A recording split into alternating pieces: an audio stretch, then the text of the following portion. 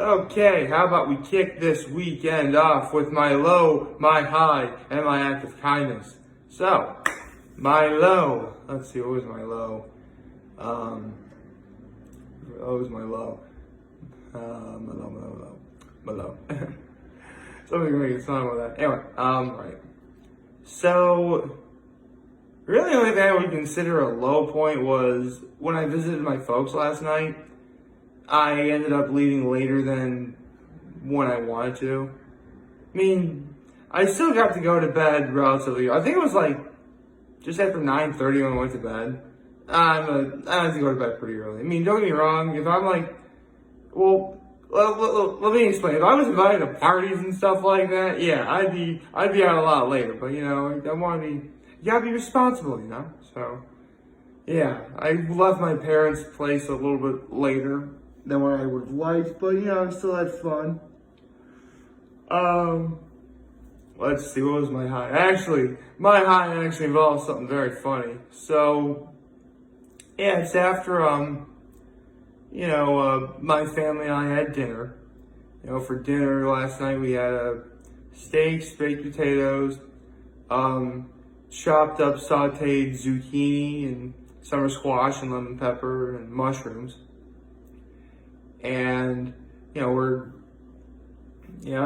sounds good, doesn't it? Anyway, I want to hear more about that, please. Anyway, so we're just watching TV, and even though I'm 30 years old, and even though by all accounts it really does sound silly, and believe me, it is, my mom sometimes likes to Roughhouse, and basically, I just said some sort of snarky remark that, she didn't really take too kindly, so, we kind of roughhouse a little bit.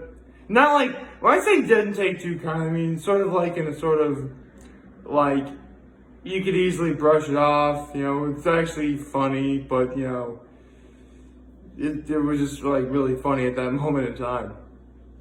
And, after roughhousing a little bit, at some point, my mom got to feel the top of my head, and she thought that I actually had a fever. Now, I said this before, I'll say it again, my mother is actually a nurse, so believe me, she knows all about, COVID and everything like that, she's seen it all, and actually, in case anyone is wondering, in my area, since this entire thing began in March, we've only had 4 cases. And they were all in March. Yeah, I think you can take a guess as to how worried I personally am in my area right now. So, with that said, my mom was like getting concerned, understand, when you roughhouse a little bit, or any sort of crazy physical activity, your temperature's gonna go up a little bit, doesn't even need to be by much, and sometimes it doesn't even need to be necessarily hot, or it doesn't need to be that much. But here's the thing: even though your temperature can only go up a little bit, here's the thing: when my mom took my temperature, just because I'm like, listen, you're that concerned, why don't you just take my temperature and I'll prove to you I'm fine. So she takes my temperature, and it was 98.8. Nothing to worry about, right? Well, first of all, my mom was convinced that, she was fine, and she was dangerously concerned that I was going to get a fever, because here's the thing, and my mom's a nurse, so maybe she knows what she's talking about here, but I want to see if maybe anyone else can figure this out. Apparently, anything between, if you're below 99, you're fine. If you're between 99 and 100, you have what's called a temperature, is what she said. And obviously over 100, you have a straight up fever. That's her guideline. I'm sure there are plenty of nurses who watch this. I'm sure they could probably, have their say in what is. But that's the system my mother does. So basically, she checks my temperature the first time, 98.8. So you think that would have her back off, but she doesn't back off. So she waits like 7 minutes later. I'm like, okay, I'm so sure that I don't have a fever. Feel free to check it again. She checked my fever again. It was still 98.8.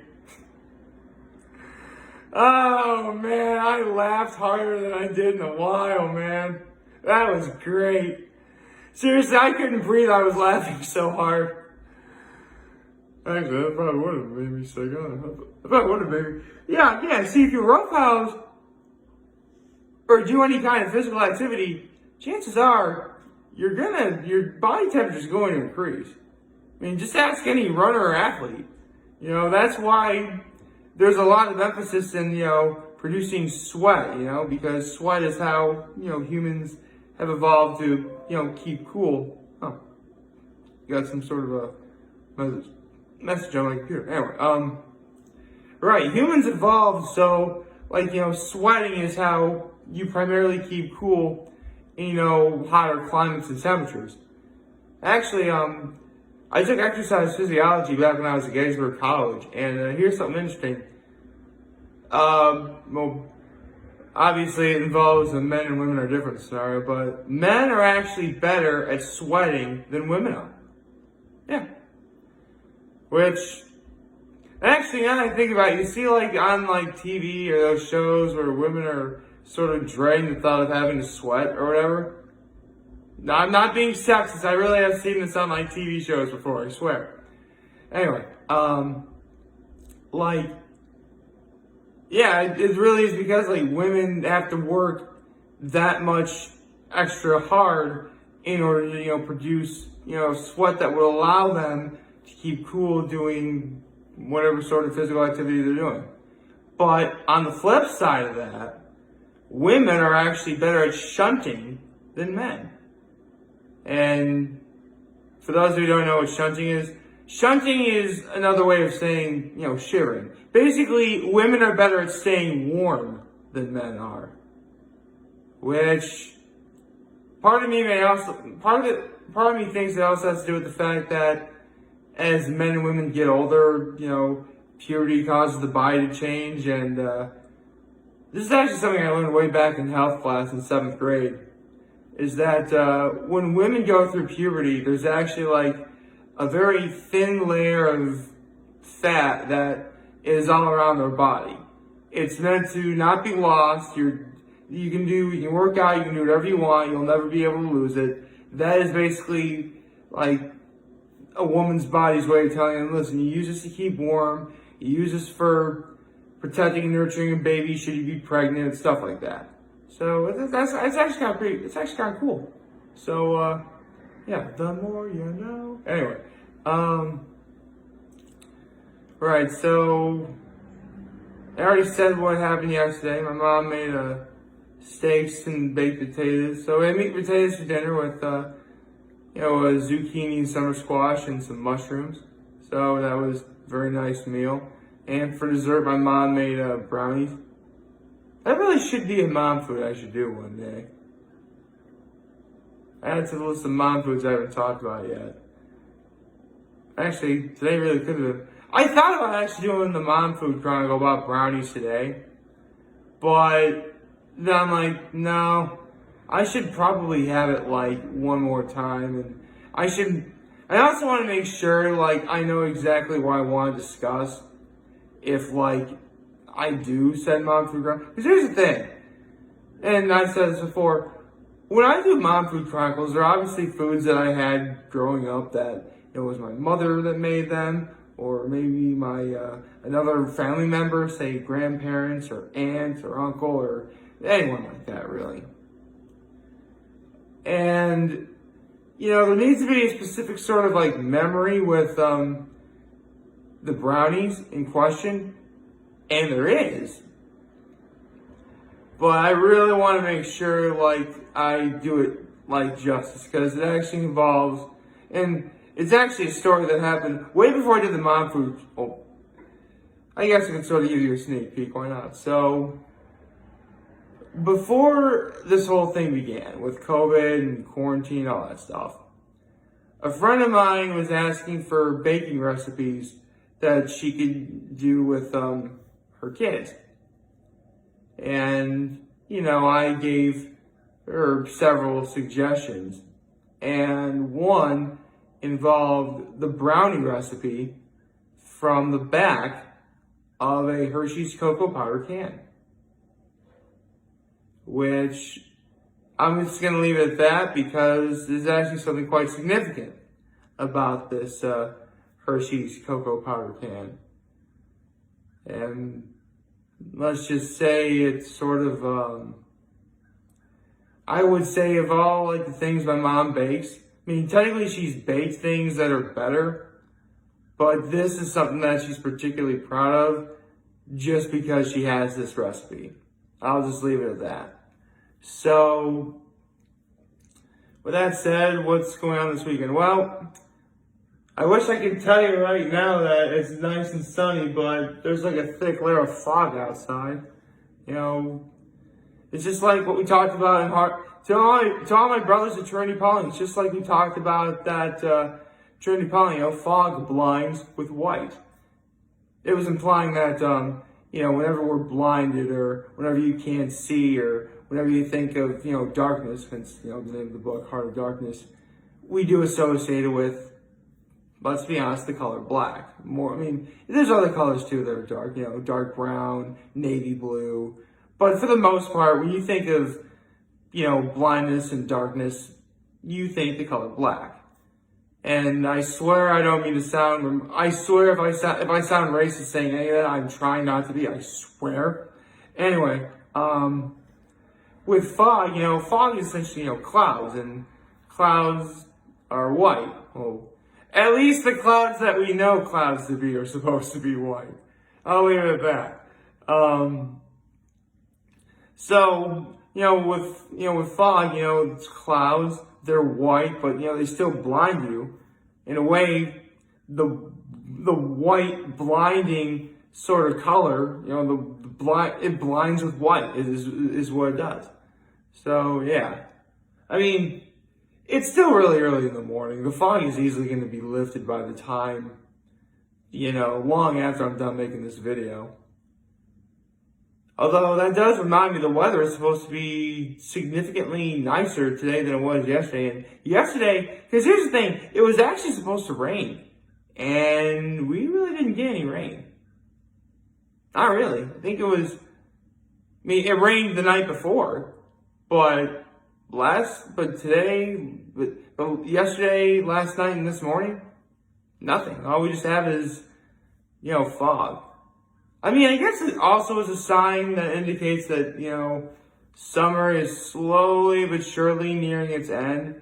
Because, we're still in August, or what could be argued as the dog days of summer.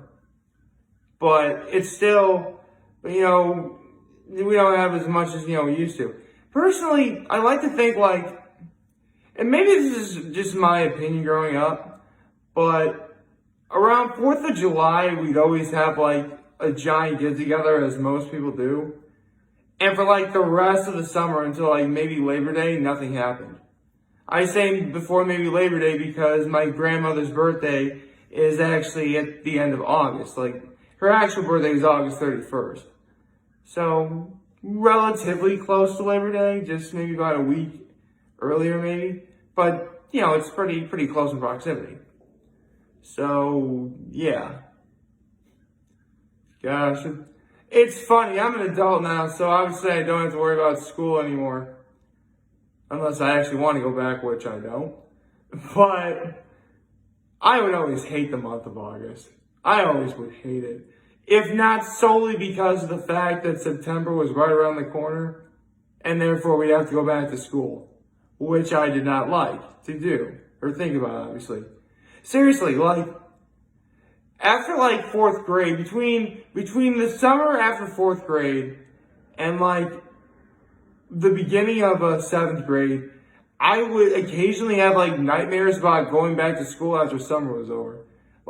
Wait, we're supposed to be still in summer. No! Those sorts of nightmares. That would always get me.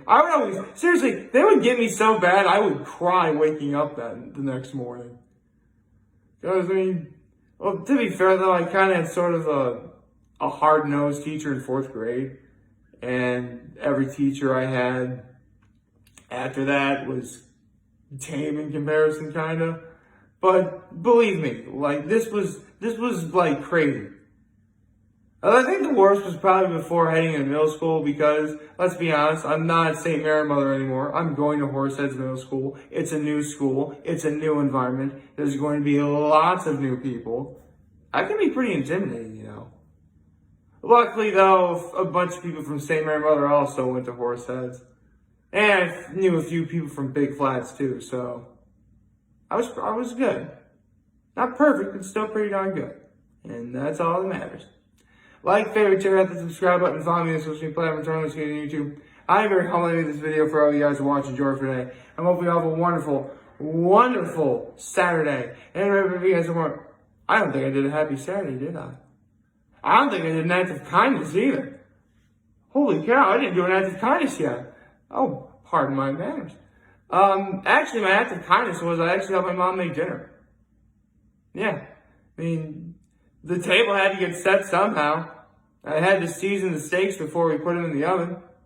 Yeah, we don't really grill. I'm not really much of a griller. If ever I grill meat or steaks, it's the closest I get to it is broiling, which, you know, actually is pretty good in its own right. So, yeah, when in doubt, always broil. And with that being said, happy Saturday, and I hope you all have a happy Saturday today. And remember, if you want to talk or chat, I'm always going to be here to let you know. Always there back. Take care and make good choices. See ya.